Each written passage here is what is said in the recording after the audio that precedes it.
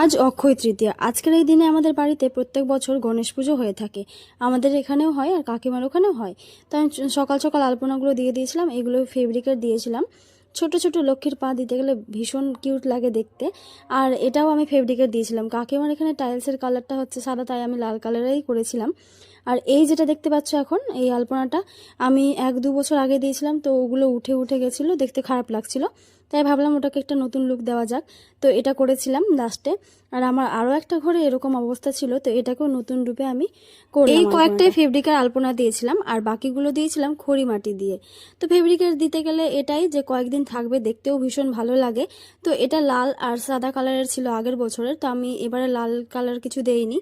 পরে ভাববো, আজকে আর টাইম ছিল না। তারপর বসে পড়েছিলাম ফল। আমি একে একে সমস্ত ফল কেটে নিচ্ছিলাম। তারপরে আমাদের পুজোটাও শুরু হয়ে গেল। আর আজকে সন্ধ্যেবেলা আমাদের নারায়ণজি পুজোও শুরু হয়ে গেছে, যেটার ভিডিও তোমাদের সাথে আমি নেক্সট কোনো একটা পার্টে শেয়ার করবো। নারায়ণজি পুজো আমাদের আগের সপ্তাহে হওয়ার কথা ছিল, তবে ডেটটা ফাইনাল হলো আজকের দিনে। তো ভালোই হলো, একদিক থেকে দুটো পুজোই কমপ্লিট হয়ে গেল। তো এদিকে আমি ফলগুলো ধুয়ে কেটে নিলাম আর থালায় সাজিয়ে নিলাম।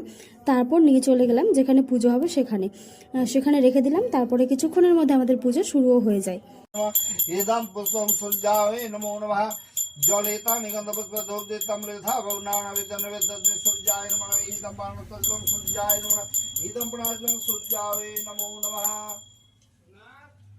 তারপর আমাদের পুজো খুব ভালোভাবে সম্পন্ন হলো।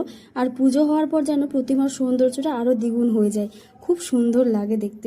এটা হচ্ছে আমাদের প্রতিমা। তারপরে এদিকে আমি সবাইকে আরতিটা দিয়ে দিলাম আর প্রসাদ সবাইকে দিয়ে দিলাম। তো আজকের পুজোটা এখানেই কমপ্লিট হলো। তারপর আমি প্রসাদ খেলাম। আজকের ভিডিওটা এখানেই শেষ করছি। কেমন লাগলো অবশ্যই জানিও। টাটা, দেখা হবে নেক্সট কোনো একটা সুন্দর ভিডিওতে।